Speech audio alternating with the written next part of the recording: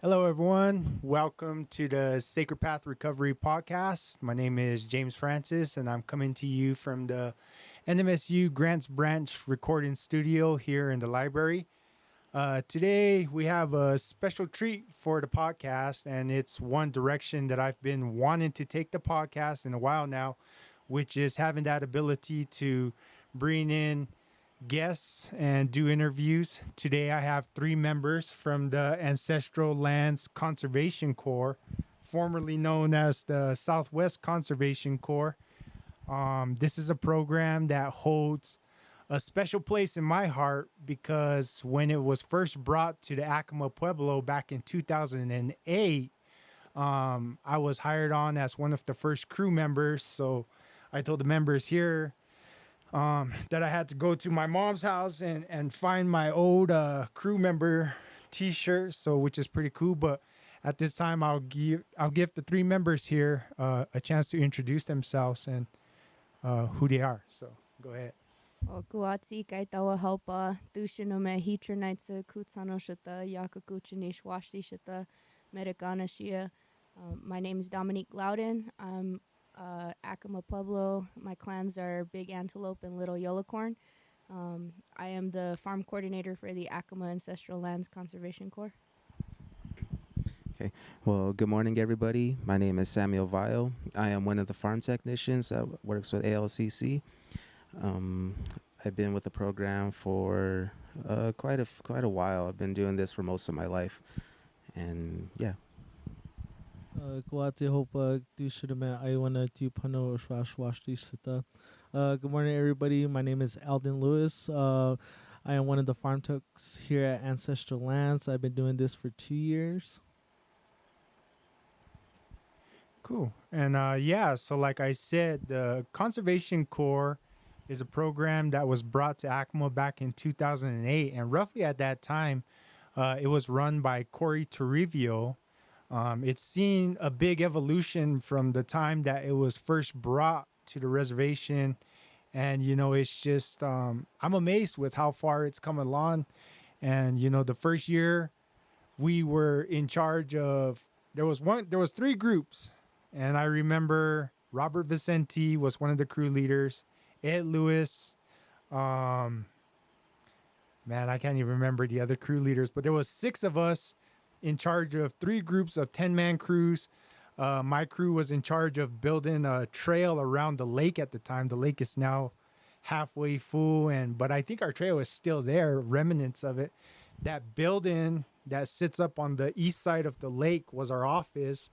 And so, but it was fun, it was something that gave me that first chance of actually being in charge of an actual group of young individuals. And it kind of, it made me happy to see and be able to give them that kind of influence. So, can you guys tell me exactly how has this program shaped your connection to your identities as Acoma members, and what do you like about the program?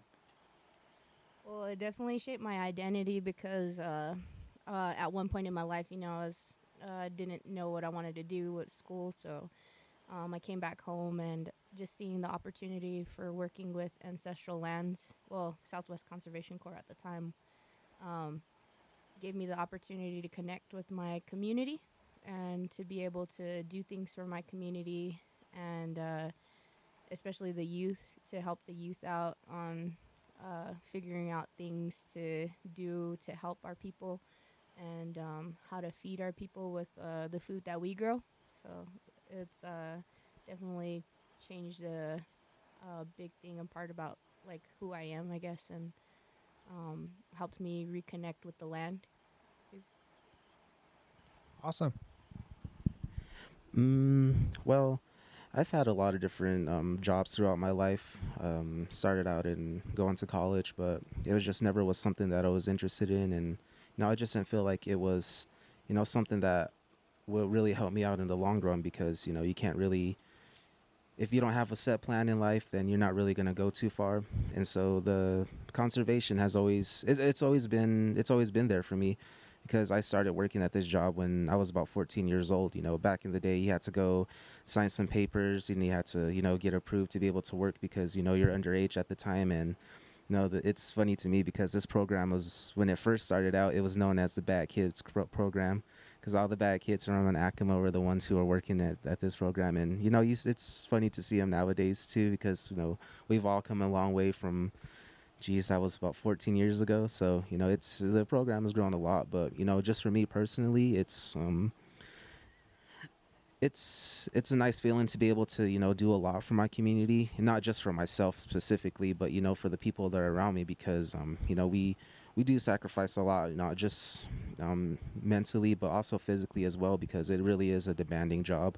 But at the end of the day, it really is worthwhile and makes you feel wholehearted about everything, just for the people, but for the land, the animals, for the plants, everything that's around us. And it's giving me more of an opportunity to, appreciate where I come from, and, the people that I work with, and just the things that I do as well on a day-to-day basis. And it's been it's been an amazing experience these past few years, work being a farm technician, being able to, learn about the plants, learn about not just the plants themselves, but the soil and just everything, looking at the clouds, seeing where the rain comes from. And it's given me a new light on what I want to do with my life. And, I hope I continue to serve my community to the best of my ability, and, just be there for everybody as well. Just going back to Dom and what Sam said, it's this program is all about community and being a spiritual leader from our Acoma Pueblo, and that's what our whole tradition is about. Being about community, being there for a community, being a part of our community, and that's what our program tries to do. And it's a good feeling. It's a really good feeling. Just this being my second year, that first year was feeling all the good vibes from the elders, especially from the elder farmers, the traditional elders, saying that we're doing a good job with our progress, with our work. It's those kind of feelings that make you want to go to work every day and, do continue what you're doing for your community. That's what makes this program so much better and so much, put in effort into our community. It's just beyond words, you could say. Yeah, definitely. I can give you guys that much kudos because, like I said before, I've seen how far along that the program has evolved. In the beginning, it was trails. It was, I think we were trying to rehab some of the playgrounds around the community. And one of the groups had the opportunity to redo the old stairway up at the village, which is the crew I wanted to get on. But I like that you guys are taking that direction of reconnecting with our agricultural practices that we as Pueblo people practice, and that's our livelihood. And that's something that I truly believe that really needs to be held on to much as our language does, and needs to be passed on. And these techniques, can you give us more information on what kind of practices you guys are doing? I know that you guys got a greenhouse now and you guys are constantly pulling produce out of there. And do you guys allow the community, or do you distribute that to the community as well? Okay, so a big word that our work uses a lot is rematriation, and that has uh, a big role on like what we do, because the seeds that we bring back are heirloom seeds from Acoma. So they're originally, from Acoma. Back in like the 1900s or so, they were taken from us, and we spiritually believe that everything has a spirit. So just like your kids, those are our kids. The seeds are our kids. So when they were taken from us, we didn't think that they were going to be used for a different purpose, like marketing nowadays or being sold. So a big thing that Aaron Loudon does for us is gets those seeds back, and we're the ones to plant them and regrow them out for our community. So that's why now we have a seed bank, where we have about 170 different varieties of seeds, heirloom seeds, as well as our other neighboring pueblos, like Zuni, Hopi.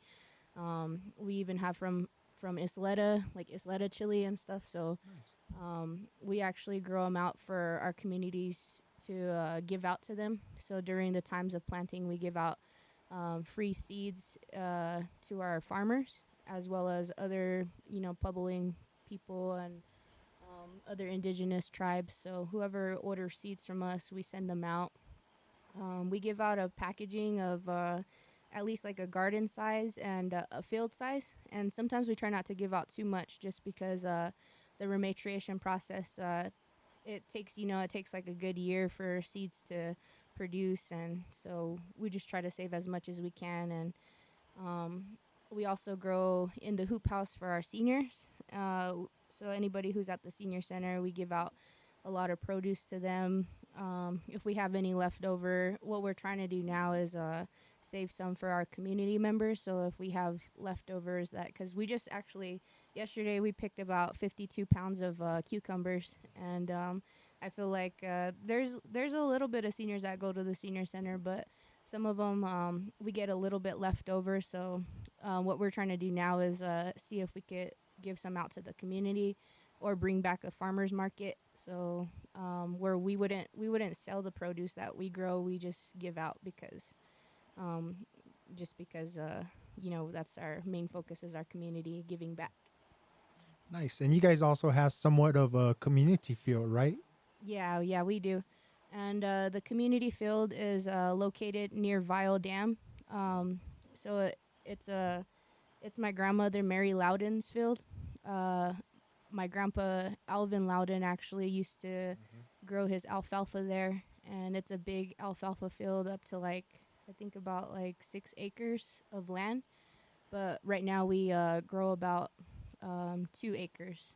So and we extended it to another two, so four. The other two is starting to we're starting to grow an orchard, so a fruit tree orchard. Right now we have a bunch of how many apple trees? Is 33 apple trees that we transplanted. Nice. So, in terms of working with the ancestral lands, what does working with ancestral lands mean to each of you personally?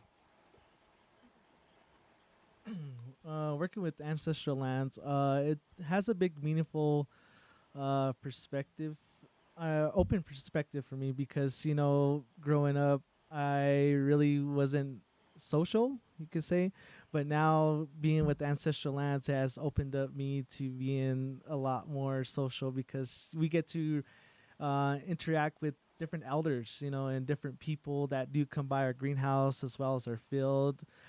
We did have a farmer gathering, which was very, very nice because we got to hear different stories from different elders, how they grew up. And, you never hear that on a daily basis no more. So, hearing stuff like that is very good value information. And it's just like a good process and a good feeling being in this program right here. And I wouldn't trade it anything for that. Well, for me personally, it really has opened up a lot of opportunities for me. Just I've had plenty of jobs throughout my life. I've worked in warehouses. I've worked in restaurants. I've worked at like grocery stores, like different types of jobs. But when it came down to this one, it really had a lot more meaning to me because I'm actually doing something that has a lot of meaning and just overall just I guess just good vibes because we do what we do, we're doing it for everybody. And it's a beautiful feeling when you go down to the field and you see everything growing, or if you go into the hoop house and you can just see all the plants growing as well in there, like, and you can even feel it inside of yourself when you go in there. Like, once you take a deep breath, it feels like everything off is lifted off of your shoulders, and it's just a beautiful feeling to be around all of this stuff. And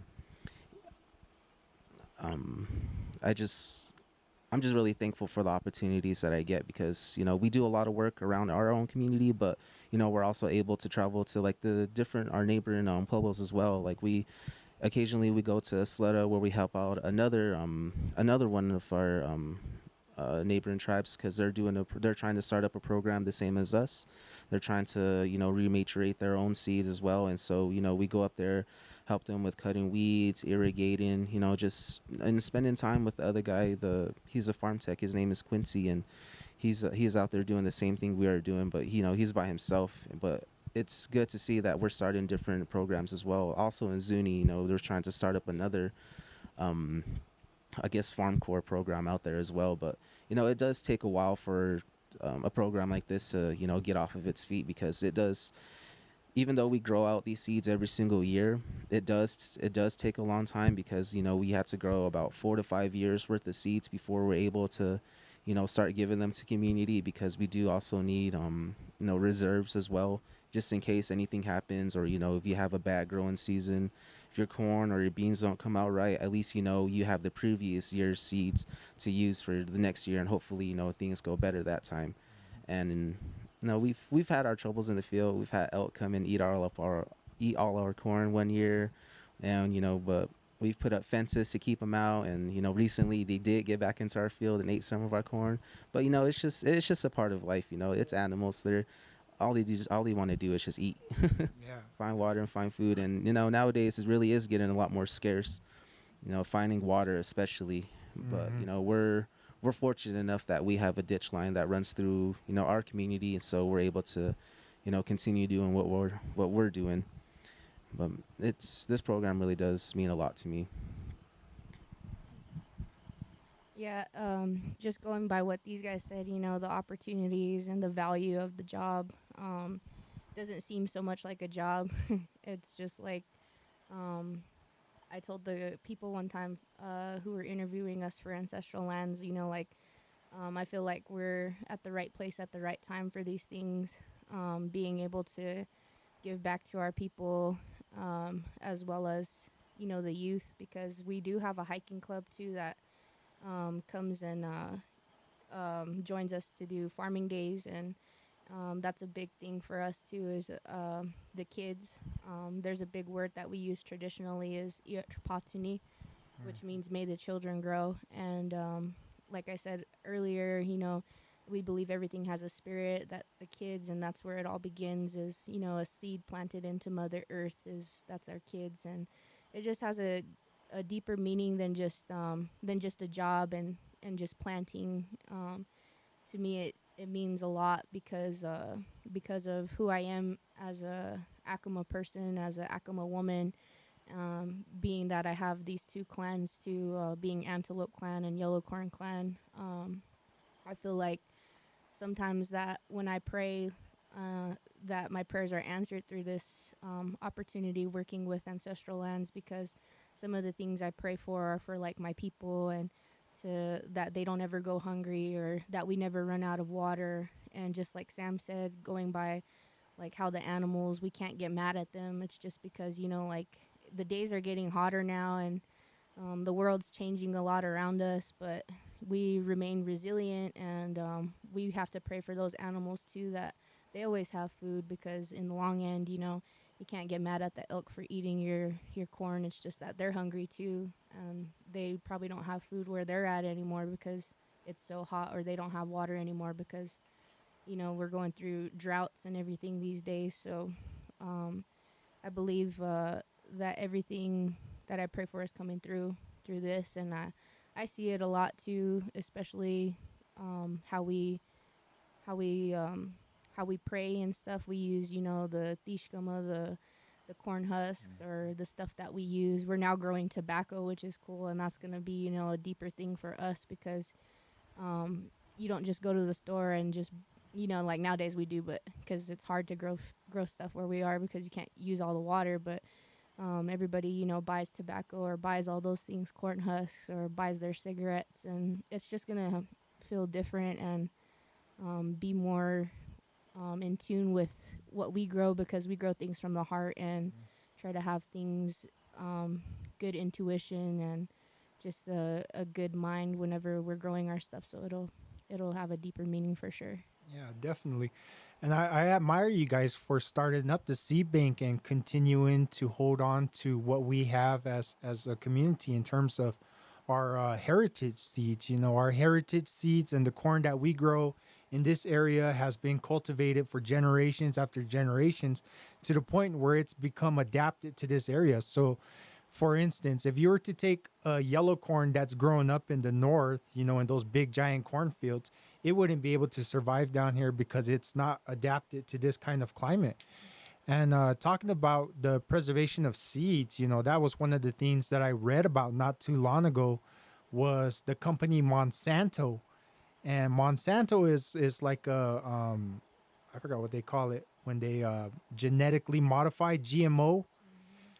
They trademark their seeds, which is something that I just can't wrap my head around, and that's crazy because they'll be suing farmers downwind if their corn gets pollinated by their GMO pollinated corn, and that's just it's weird, and that's crazy that you say that how the world is changing nowadays. But like I said, the whole piece after blue corn, and if you ever go out to the reservation, you'll see that corn growing out there in the middle of no irrigations, no water, but just by faith and perseverance alone.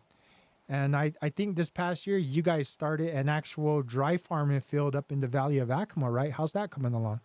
Yeah, that's actually going pretty good.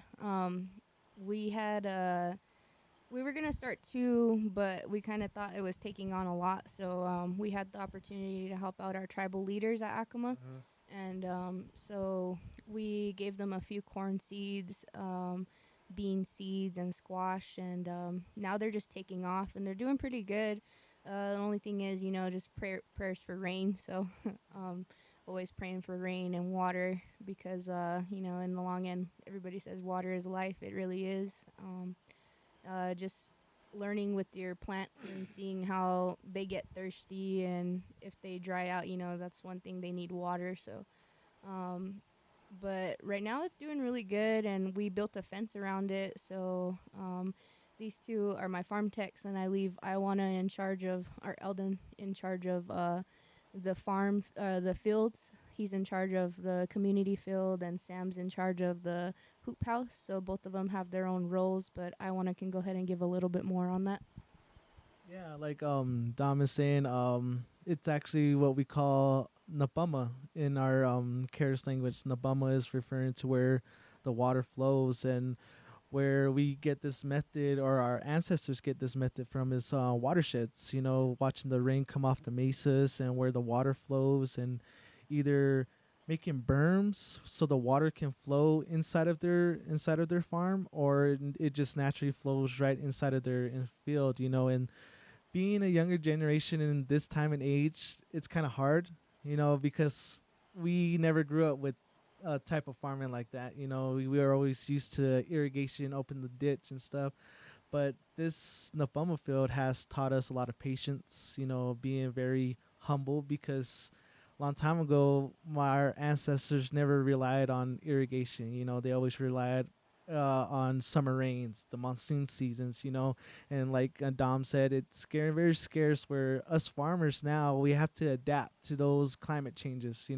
We have to deal with droughts. We have to deal with less water. Like this year, most of our Acoma farmers had to deal with no water for the beginning of planting season. Everybody was late to planting because of they were fixing the ditch. Yeah, so that put a lot of farmers on hold, but that didn't stop us as a program, because being Ancestral Lands, we are there for our community, which me and Sam and Aaron had purchased a lot of transplants for different farmers around our community, and me and Sam spent the whole day going around asking different farmers if they needed this type of help. And it was just great to see their reaction, to know that someone was out there looking out for them during these hard times. And, that's just how it is. And we get educated here now and then for the Napama field, but I'm pretty sure 2-3 years down the road from where we are, we're gonna know much more what we need to know about this field. And that's a great feeling, bringing back that tradition to our community, because you don't see that much anymore of dry land farming inside of our community. But that's pretty good.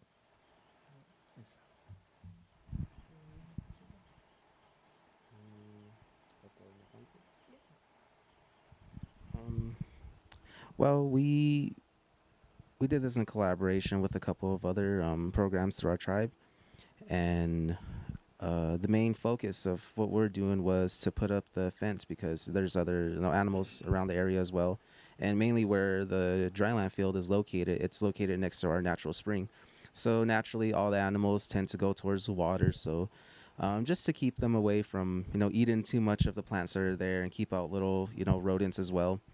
And it was kind of a challenge to figure out how to put up the fence, but we persevered and we ended up completing our side of the project. And I think a lot of the our tribal leaders were very appreciative of what we did.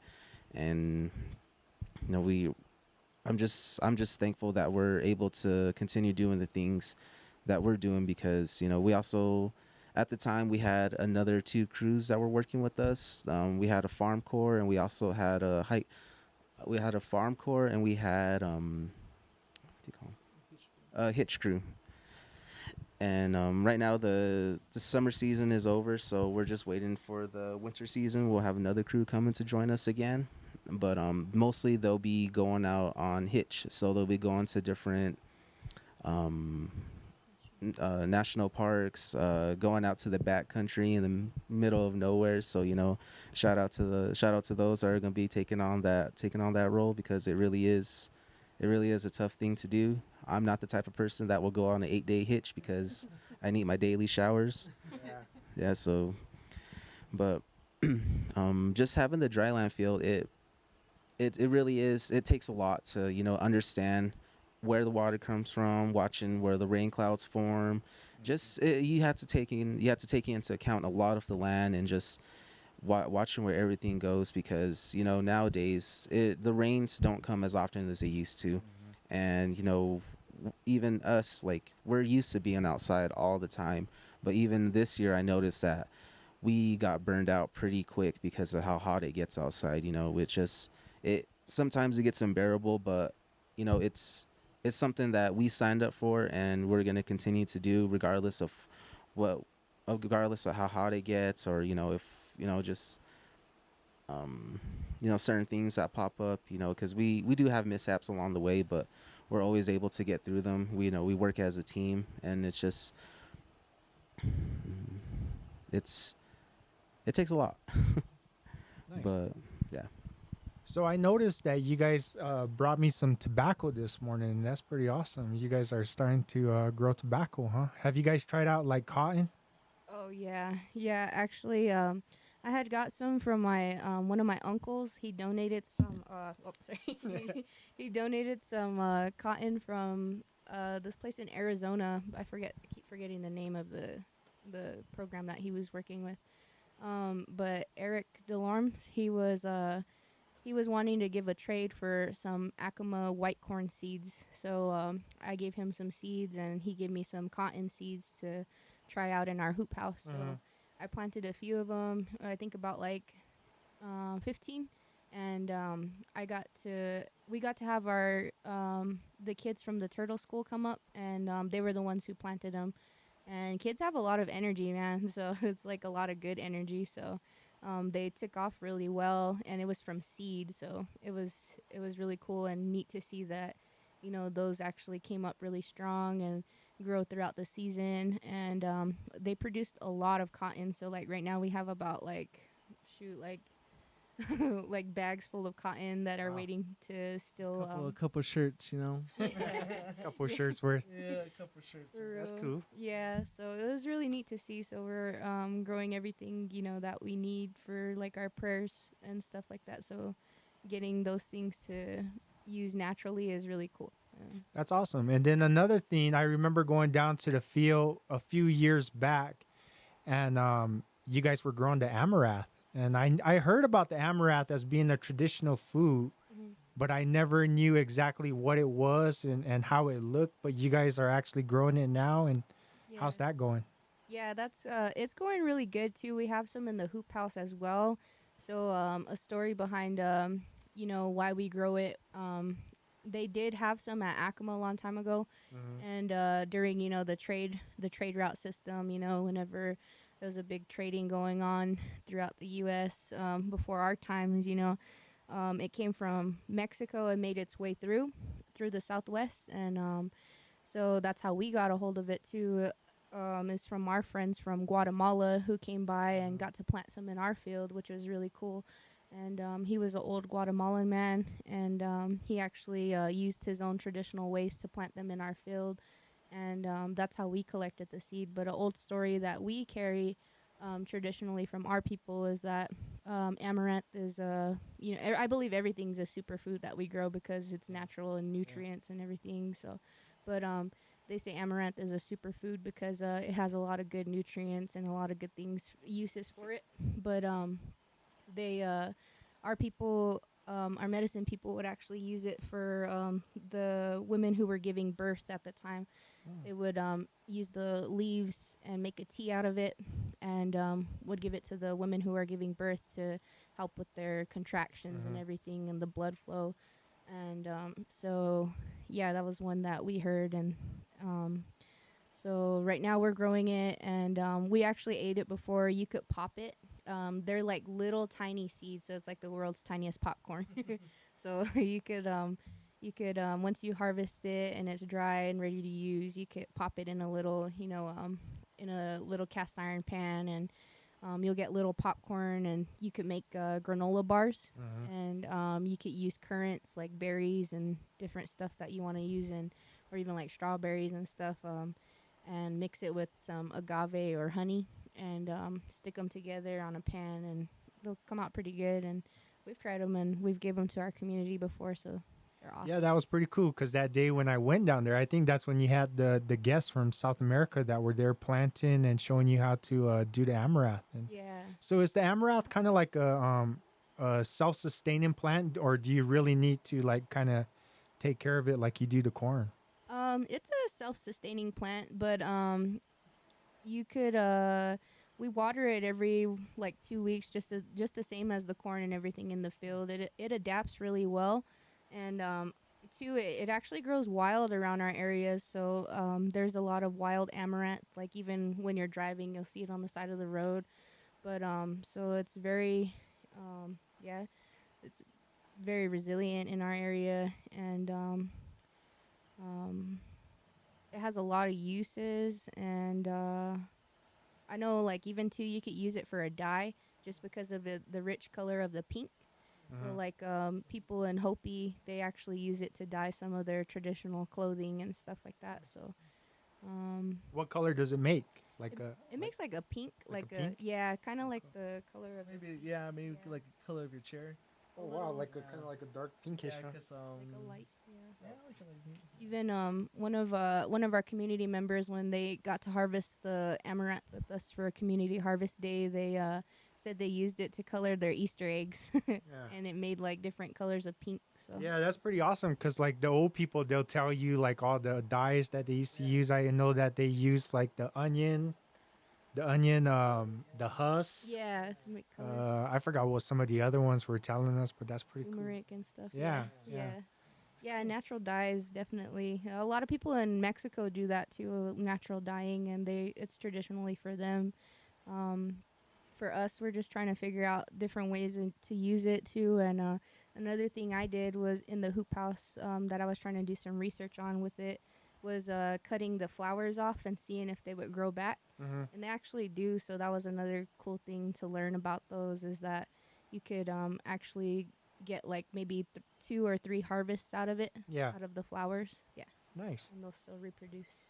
So you guys were talking about hitches, and I believe that's exactly how the program was started because Corey Torrevio used to work with the National Park Service doing like preservation work on some of the ruins, and then he brought it down here. And like I said, I just seen the flyer up one day at the post office, and I was like, yeah, I'll give that a try because I like that kind of work, the outdoor work. And unfortunately now I'm kind of more or less like stuck inside all day long, but yeah, that's the kind of stuff that I like doing. And funny story about it is that when we first got hired on as crew leaders, there was 4 of us, and then I don't think Ed went with us to the training, but we were set to go to some training up in Colorado, up in the Main Coast area by Durango, I believe it was. It was like a weekend long crew leader type training, and it was like maybe early October, late September, and it was still hot down here.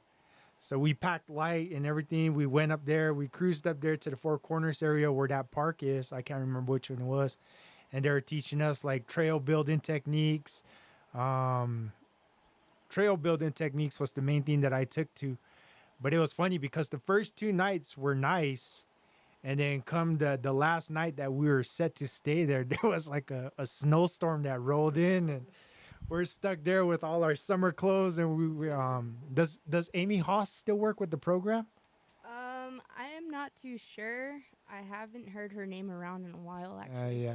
Yeah, I'm not too So she was working with the program, and we got on the phone. We called her up. Hey, Amy, we're up here in the camp, and like we're freezing. Can we go back down to town? So they sprung us a room down in that little town that we were at. But yeah, that was kind of funny. I always remember that. And so in terms of hitches, so like what do you guys still do a lot of like trail work, or Yeah. I know they were doing preservation work on some of the Chaco places, and Yeah. Actually, there's a lot of work that they do. So there's different types of work. So there's trails, there's preservation, there's erosion control, there's chainsaw, uh, oh yeah, fencing. Fencing's a big one, and community work. And now that we're established as ancestral lands, our focus more is like on our ancestral sites. So not just so many national park areas, but definitely focusing on like the places we come from: Chaco Canyon, Mesa Verde, El Malpais. Yeah, different local areas too. have you guys all gone out on hitches? We actually last year we went to Las Vegas, right? It was planting trees for that big fire in Las Vegas, Yeah. New Mexico, just right there before you get to the university. Or where that fire roared Yeah, through? that was actually my first hitch on my birthday week, and so Yeah. you know I got a little taste of that, how you guys used to operate, and you know how the hitch days go, and Yeah. you know that's a good, very eye opener too, because you know like Sam said, I need my showers too.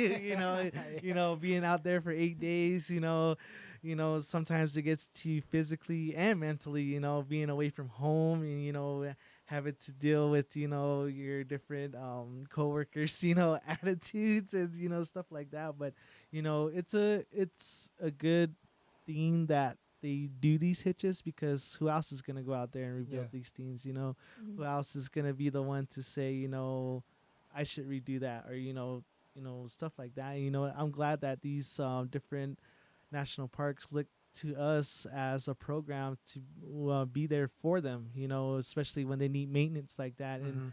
it's always going to be there because we're taking care of a ancestral home that refers to ourselves, like an identity for us, Mhm. because in our traditional prayers, traditional songs, different pueblos have a way to reconnect and back to those places like that. Yeah, like even too, like we don't like to use the word ruin so much because Yeah. it's not just abandoned or anything. We like to use dwellings because it's still there's still a lot of things that are alive in those homes. So Yeah. yeah, but these guys are spoiled. They don't go on hitches. Yeah, that's why we So have a so hitch what's crew. the age range that you guys typically work with in terms of employing them for? Is it still seasonal occupation? Yeah, it's still seasonal. So about the range is from like 18 and up to like 26, I think. Yeah. Oh, okay. So it's Age range. so there's no longer like, because at the time when I was employed with them, it was like somewhere like 15 to 14? yeah, Yeah. yeah. It was Yeah. 14 because that's when I first joined this Yeah. program. And I remember it was a challenge, to work with younger kids that age, because you're used to working with adults, and you expect them to put in more than. But I learned right away that you got to give them that ability to do what they're capable of and not expect too much from them. You got to resolve a lot of fights and arguments, like, hey, cut it out, and take on that parent role. But that's pretty cool. And so also you guys Do you guys still have a chainsaw crew? Right now, there's crews located in Albuquerque that have chainsaw crews. They also started a fire crew this year. So, Ancestral Lands has their first fire crew of the season for next year, and they'll actually be out doing like fire line and stuff like that. Awesome. We actually got one Acoma Pueblo member inside of that fire crew too. Yeah. Okay. Yeah. So that's cool. And I know that you guys provide like firewood and fuel wood for the elders during the winter months too as well. Yeah, we do have a friend who helps us out with that too. They have a place in Hopi. His name's Marshall, and he does Wood for Life. It's a Wood for Life project for his community, and we I think the senior center was the one who was getting our wood for everybody, and we were actually helping that. I forgot what year it was. Probably like 3 years back that we were giving out wood to the community, but yeah, that was a big one too that we were doing, was helping out our seniors and delivering it for them, and yeah, just cutting it, chopping it for them. That's pretty cool. And I know wood is always in demand out there, and yeah, so it goes fast. Mm-hmm. Let me see here. So, how much interaction do you guys have with the youth in the community, and you know what kind of advice would you give them when you're teaching them these kind of planting techniques and other things that, or what do you feel is most important to pass on to them in terms of the knowledge that you've gained while working with the Ancestral Lands Program? Well, we do have a hiking club that we do work with during the summer months. When does it range from? When does it range from? June or? Yeah, but they're with us for about a good 2-3 months, just up until like maybe like a week or two before school starts.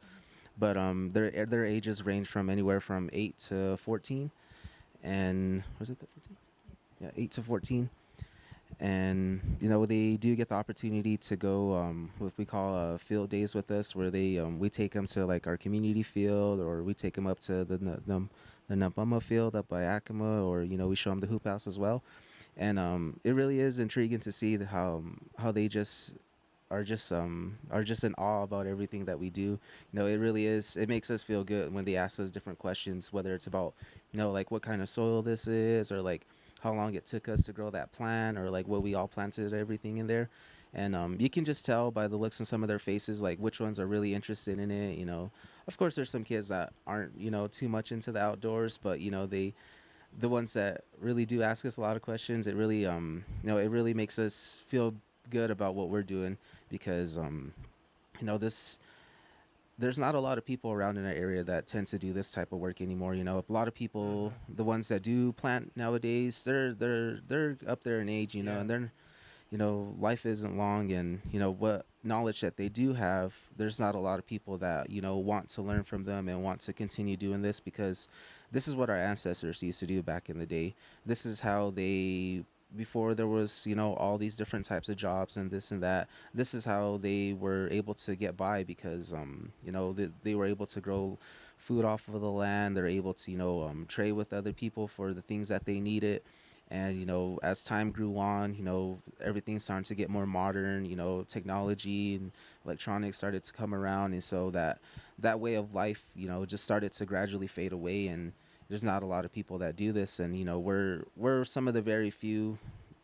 I wouldn't say that we're young now, but you know, we're kind of getting up there in age ourselves.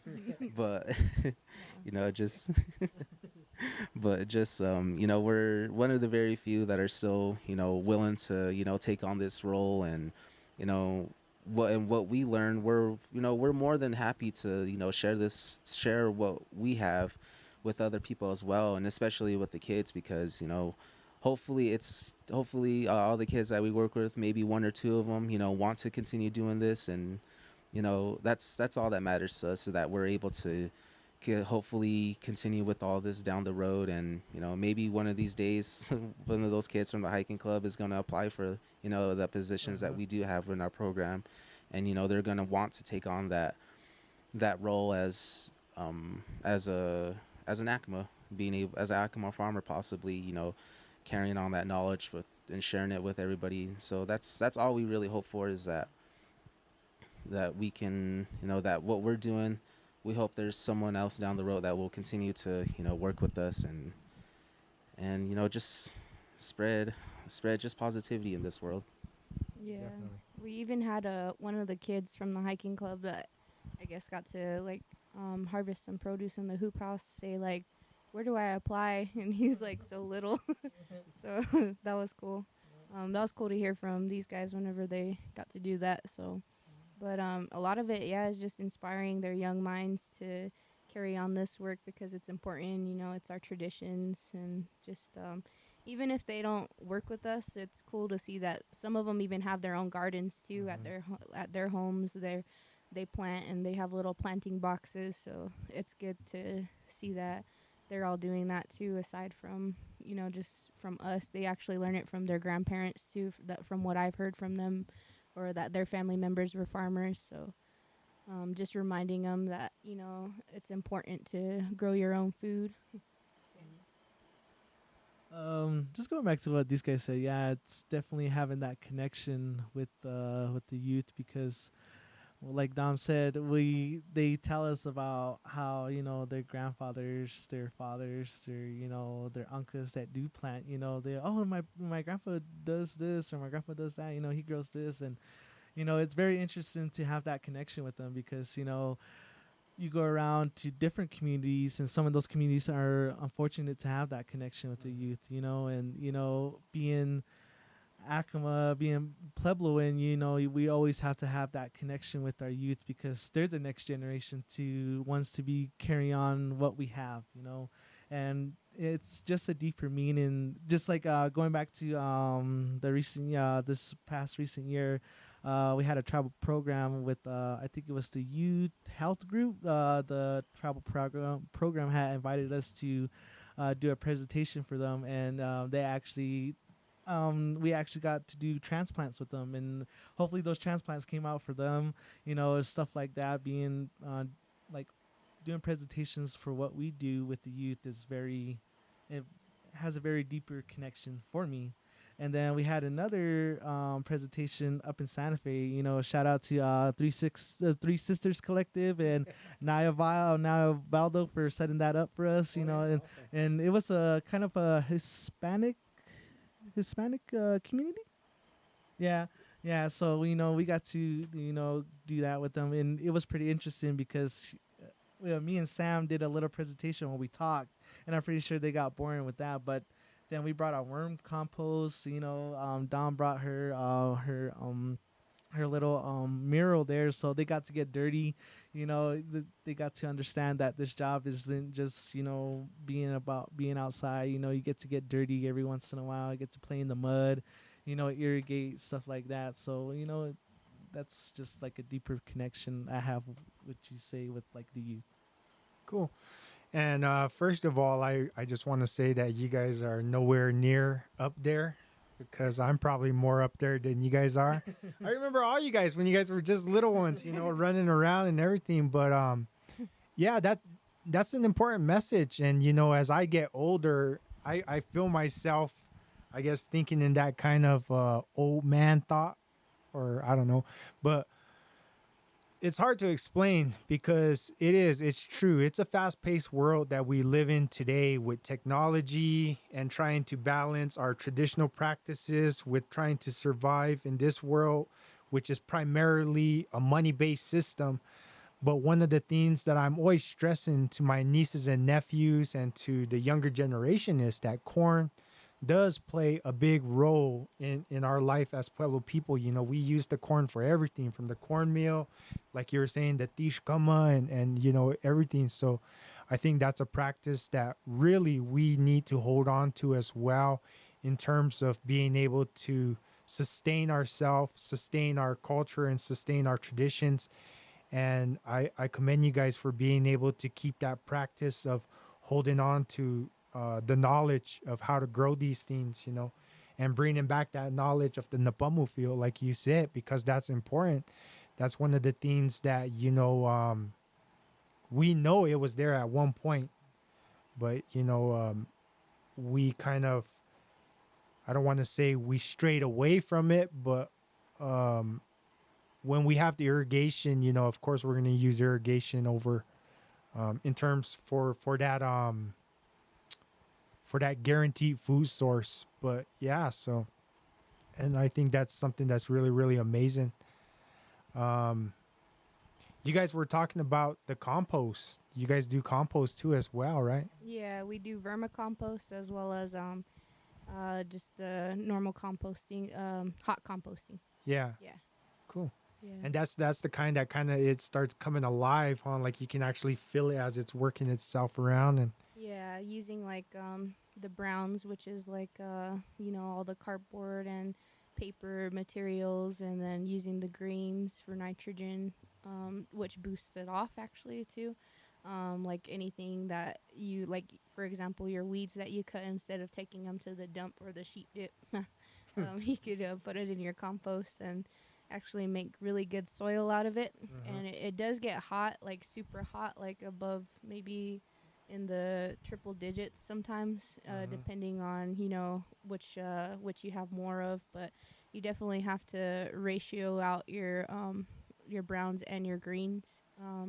We started that and we failed a few times. We tried it a few times and we failed, but definitely learning now. And the vermicompost is doing really good. So vermicompost is worm composting, so using red worms and just earthworms, which pretty much make your organic matter Mhm. for you. So again, using the browns and the greens, putting it in your bin with all your worms, they'll eat it and pretty much poop it out, and their poop is the compost that you use, which Yeah. is like gold for farmers. So um, it's taking off really good, and it's we got maybe like, I forget what size of bin it is. I think it's a 10-gallon bin Mhm. that we have, and it's doing really well. So that one was a successful try. So it's doing really good.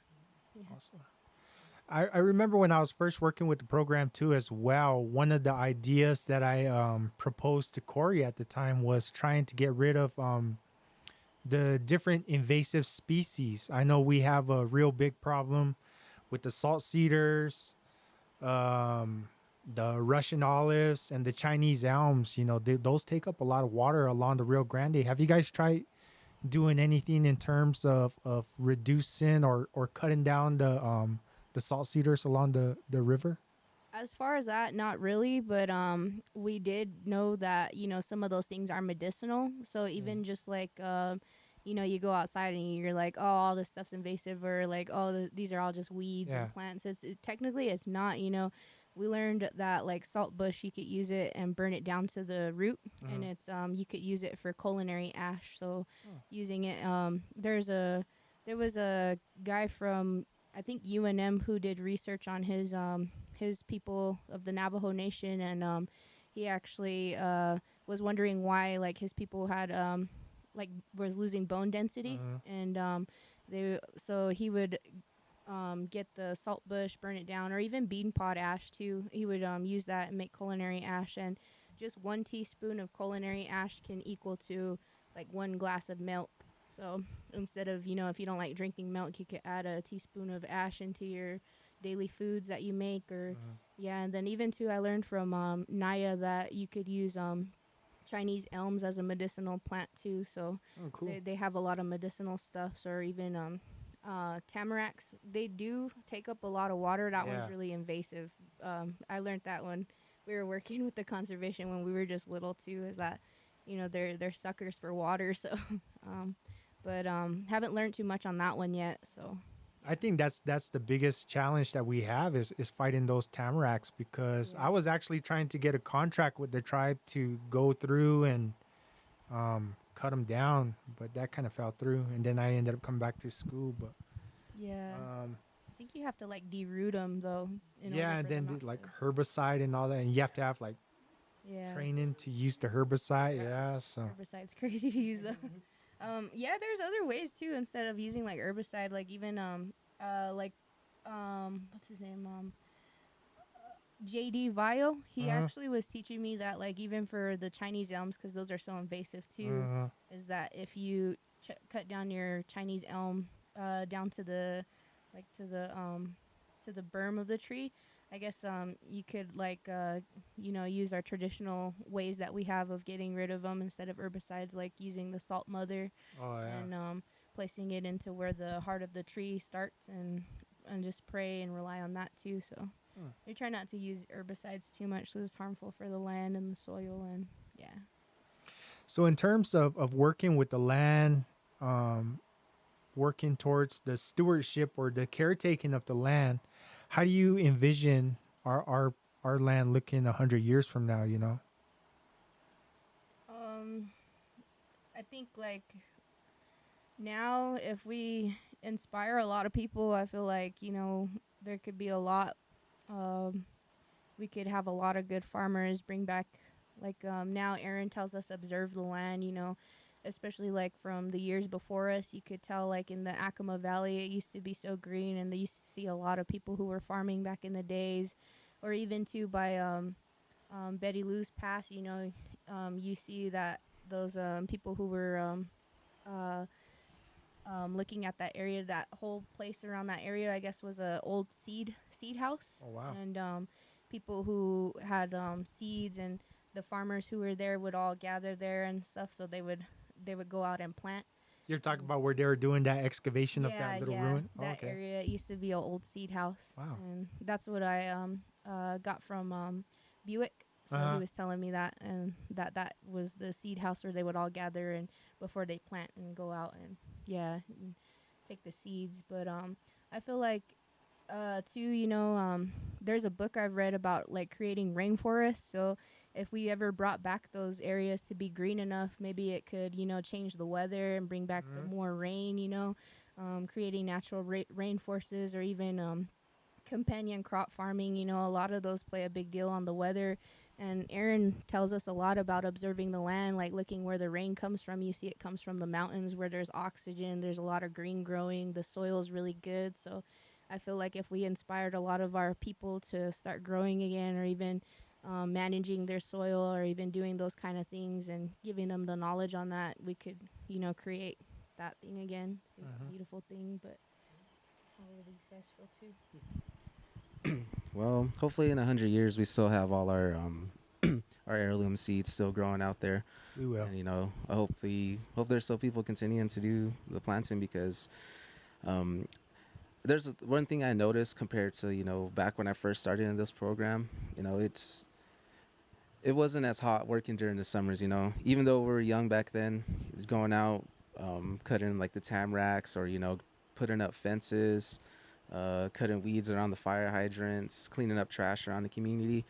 It definitely was not as hot back then because it nowadays, I tend to complain a lot about how hot it is outside, and I think we all kind of do. We're all a little guilty of that, but yeah, it to me it's just pretty crazy seeing how much the weather has changed, how much the climate has changed, especially in our area, because the it seems like the days are just getting more intense heat, and then our water supply just it really doesn't seem like it's there because the ditch line that we have, the water sometimes it doesn't flow as much as it used to, and there's just a lot of different changes in the community, and all I'm hoping for is that that what our traditions are when it comes to planting, I hope those continue to go on in the future. Just the ones that we do inspire, I hope they continue to continue on with the work that we're doing. And I just hope for as my community as a whole that that we're still there continuing on with not just the planting but with our our traditional doings as well, because the modern world does take a toll and does affect a lot of the things that we do, because a lot of our traditional values, it seems like we're tending to lose those a lot nowadays. Mm, just a lot of things have been changing, but I hope that what we're doing, that we continue to push the narrative that that we are able to grow our own food, and we don't have to go to the grocery store to buy the things that we need, and um, yeah, just continue to be there. Yeah, so hearing from Dom and Sam, you hear a key word is inspiration, and that's a very key word for us is try and inspire as much as the youth as we can. I know farming may seem, a bit boring and a bit tiring, but at the end of all that growing season, it's worth it.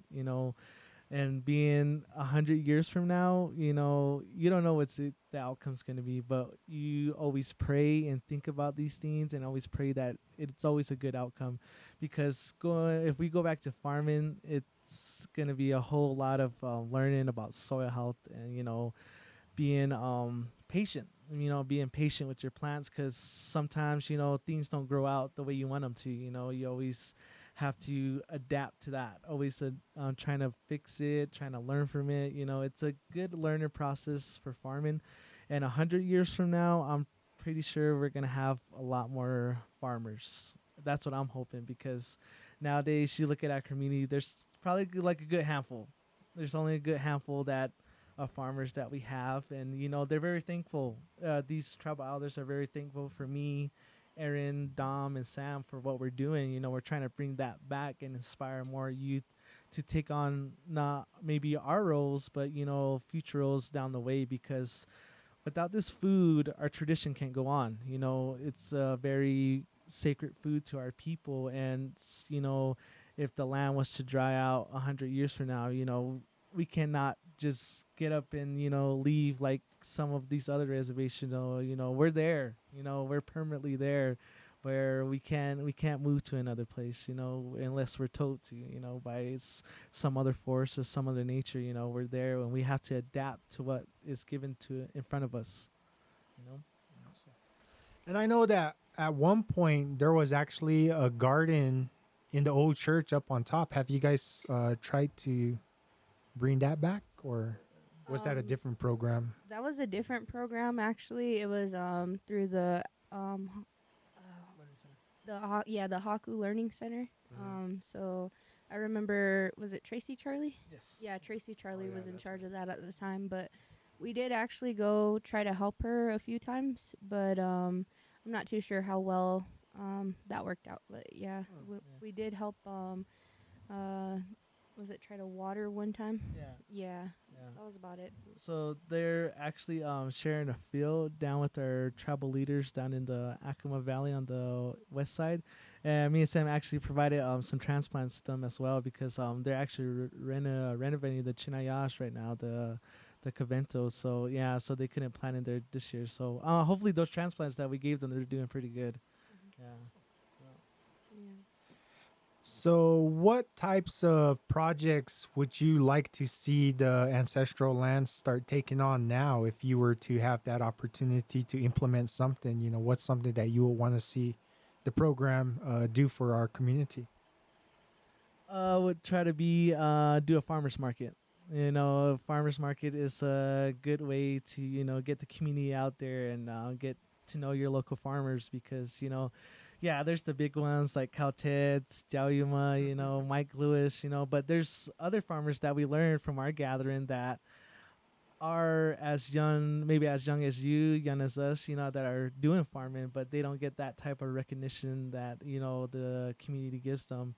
But just to see a farmer market, like pretty sure we were gonna start one, but now there's all kind of different equipment in there, different right there by the right there. At the T? Yeah, the T. Yeah, they were supposed to develop that. The tribe was supposed to develop that, but if our program was willing enough to do that, oh, that would be great.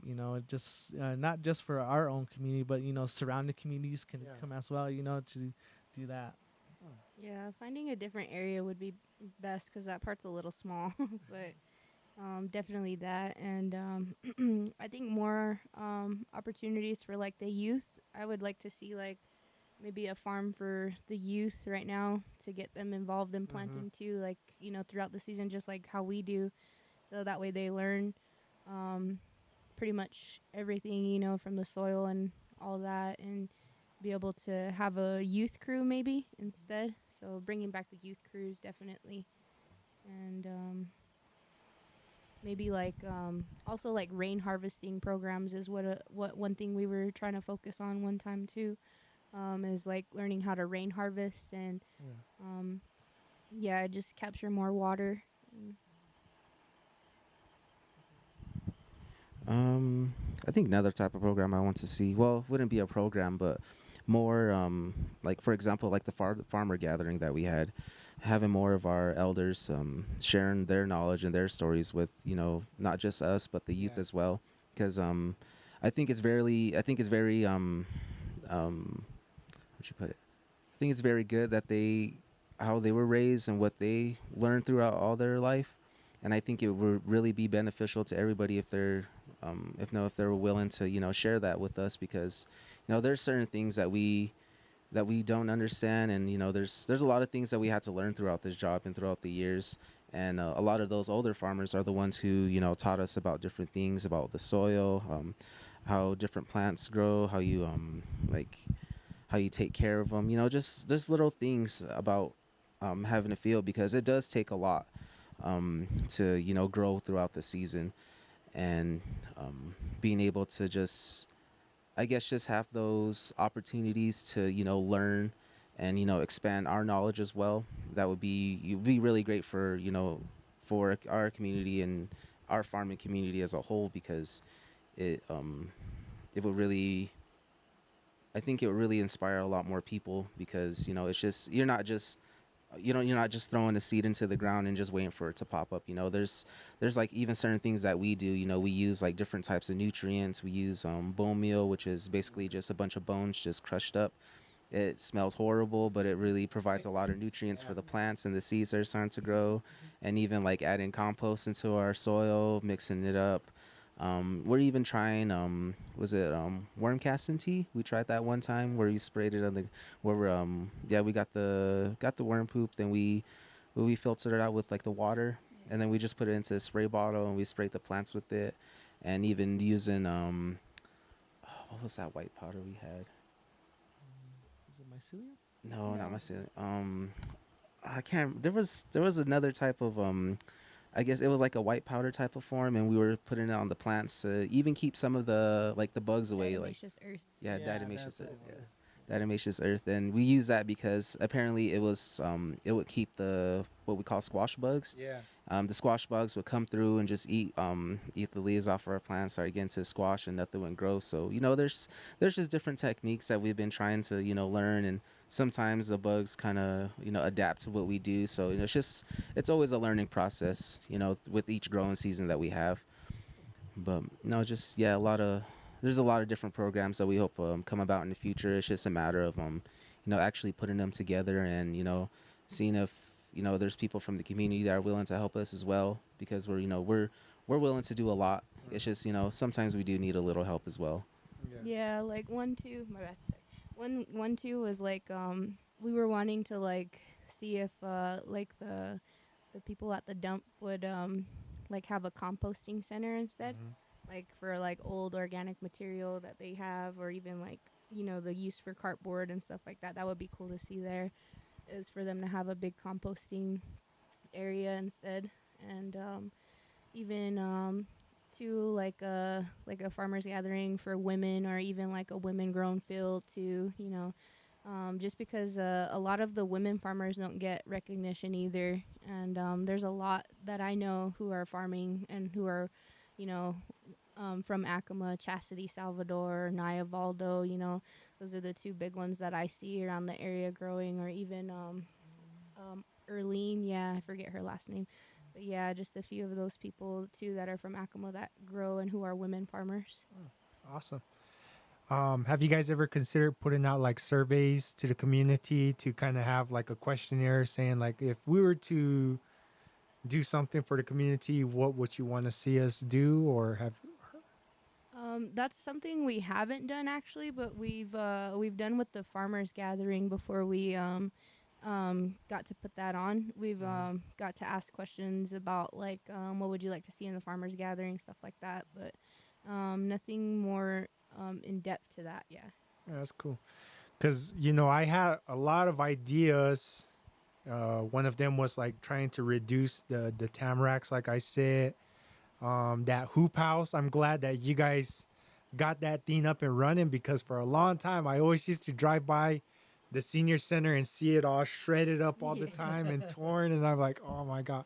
Oh Because I man. remember I think I suggested that to Corey too as well, like how about we get a greenhouse going, and but I think the elderly center was the one that got that. Yeah. And then yeah, for a long time it was just like it was just sitting there, but to Yeah. actually see it up and going and what you guys are pulling out of it, that's cool, man. So Yeah, that thing's hard to mitigate from the wind right there. That area catches a lot of wind. So. yeah. But we plan to actually restore it with a greenhouse instead of a hoop house. So the difference between that is you have solidarity with the like foundation and stuff. Greenhouse has like solid like doors and solid windows and stuff like that. So um, even solid airflow, as opposed to the hoop house. It kind of just flaps in the wind a lot of times Yeah. and gets worn out. Yep. Sun wears it out too. So So, is there anything else that you guys would like to say? I'll give you this opportunity to give a little shout out, a plug, asking the community for help. Anything you guys want to say? yeah, shout out to Aaron Loudon. Most of all, he's a big inspiration to us. He's my inspiration, and one of the reasons why I really enjoy this job and working with this and with him, because the way he teaches us is like not only through like Western modern ways, but just also remembering that it's part of our culture and our traditions and who we are as Hakume, and remembering that the land is our mother, that it's our mother, and our sun and our moon have a big role. The water has a role, Kupashtawitsa, and our Iat, our children, and the Shrakawits, our seeds. So everything has a big role. But shout out to him most of all. Shout out to Ancestral Lands, to Quincy of Isleta. Shout out to Kevin of Zuni. The women, like I said, mentioned Chastity and Naya. Shout out to Zeta Miller for being our program coordinator too. She's always doing a lot of inside work, but she's the one who makes our work go round. So, and shout out to Chaz too, and Kyle. He was our director, but he left the program recently too. So shout out to them and everybody in Ancestral Land. So I think my biggest shout would have to be to Aaron Loudon because, as Dom said, he has taught us a lot throughout the years. He's done his research. He's done he was even the one before us that was in that field by himself, taking care of the plants and, doing a lot of this stuff.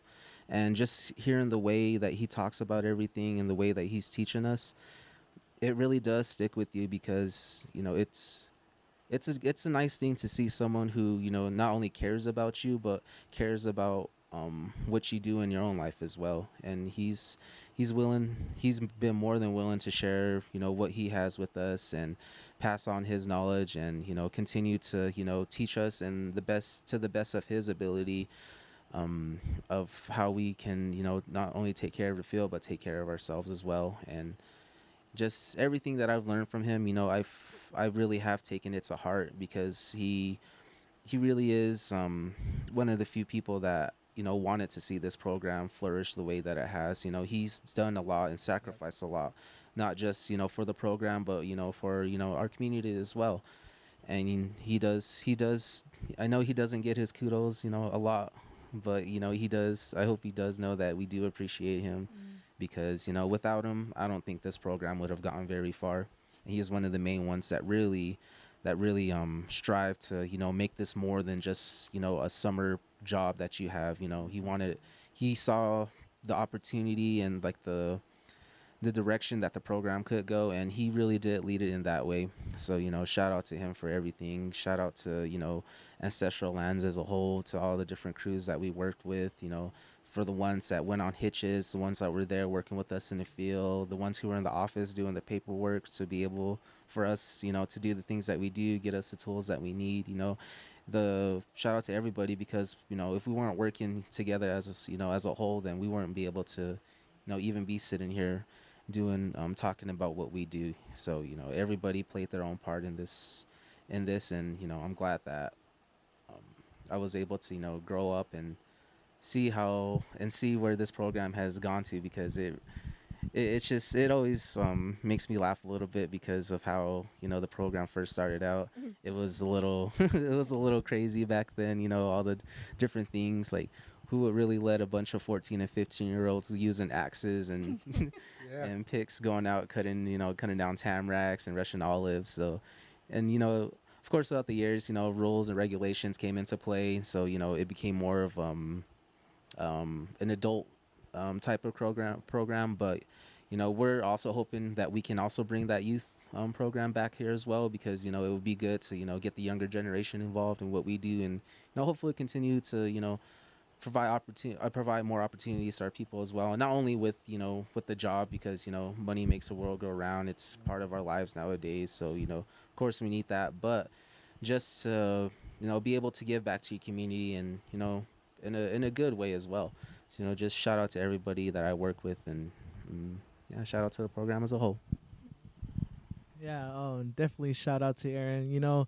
Because I always tell these guys, like, dude, this guy doesn't even have a degree in this, but he knows a lot about it. But and it just surprises me because he's read a lot, he's been taught a lot, and you could tell he's listened a lot, man. And it's been trial and error for him, and it's gonna be like that for us. But I'm glad he's there, mentoring us on the way, because sometimes we get stuck, and he's like, well, how come you didn't do this and do that?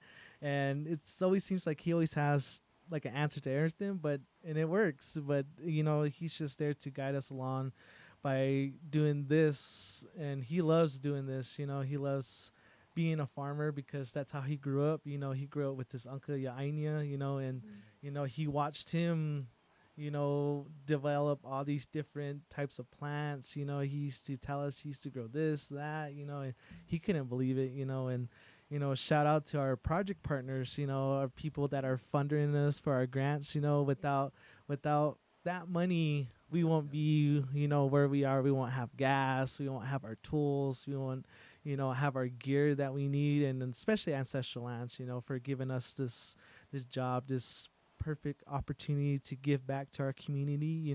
This is a great program, and I hope like further on it grows into something big where we have our own big office. We have somewhere in our community, we have our own big Acoma office, big ancestral logo outside, company trucks sitting out front, stuff like that. You know, it's just a good program, and I hope this program continues to develop, not in our community, but in like Gallup, Zuni, Asleta, Albuquerque. I hope we grow into something more, big than what it is now. And shout out to Quincy and Asleta for being the only guy starting off this program for his pueblo. And PJ now has help, and PJ and Zuni, they're doing stuff for their community as well. And it's just amazing to see this, how inspiring Acoma Farm Corps is to the community and outside of our community. But yeah, and shout out to the different uh, farm exchanges that we have throughout the year, like Three Sisters Collective. We have Tasuki Pueblo. What's that? Suya Farms. Suya Farms. We even have Dragonfly Farms up in the Window Rock area. We have different in Hopi too. We have Marshall. He's Emignio inside Tasuki Pueblo. There's Sea Bank. Yeah, but just shout out to everybody that is actually farming, because we know how much of a great deal this is to us, and how meaningful, how much hard work, how much patience, how much stuff goes into this. But I have one more shout out too. Huge shout out to my grandmother Mary Loudon too for letting us use the area, because if we didn't have that, I don't know where else we would grow, because it's a pretty big field. But I love you, and thank you for always giving us the opportunity to do this work, and may you get everything back for letting us use the field.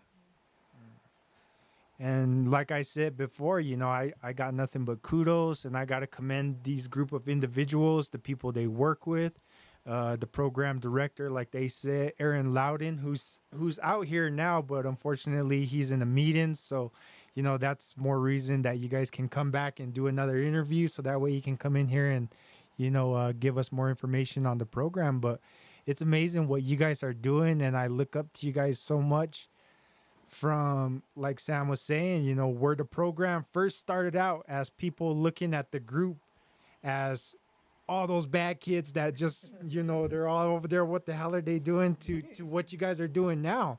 It's amazing because you guys are sitting up there on that hill and you guys have like the whole community watching you guys, and you guys are providing a positive example for our community. You're teaching the youth and you're sitting up there with our elders as well and carrying on these practices that define us as who we are as Acoma, like you said. And it makes me happy. It makes me happy that you guys are doing what you're doing, and I continue to give you nothing but encouragement. And I want you guys to come back and do another interview. Thank you for coming in here. If you can get hold of the Three Sisters, that's another entity that I would like to interview as well because of the program that they're running and what they're doing around the community. But like I said, this is the Ancestral Lands crew.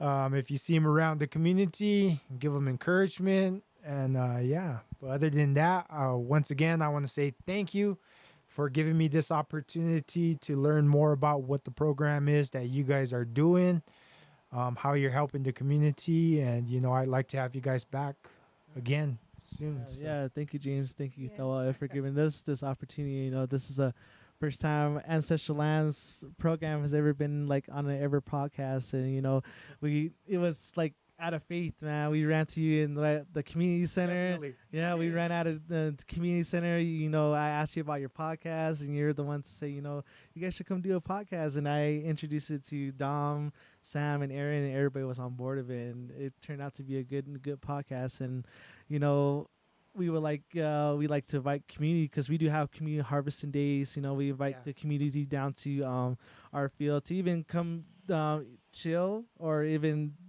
come pull weeds with us. We invite community members to do that with us because we like seeing the community involved the work that we do, and also with being just there inside the field with us. That makes us feel good as as farmers as well. And it's an honor because, like, I want to say, I've thrown out that invitation to other people as well to come in here, sit in with me on the podcast, tell us about what you're doing. They're the first ones to take me up on the offers, so I'm honored. But yeah, thank you guys for coming in, and Just kidding. come back again soon. But other than that, my name is James Francis, Dominique Loudon. Samuel Vile. Alden Lewis. and this is the Sacred Path Recovery Podcast. We'll see you guys. Don't forget to like us, share us, and leave a thumbs up and a positive comment. And we'll see you guys next time.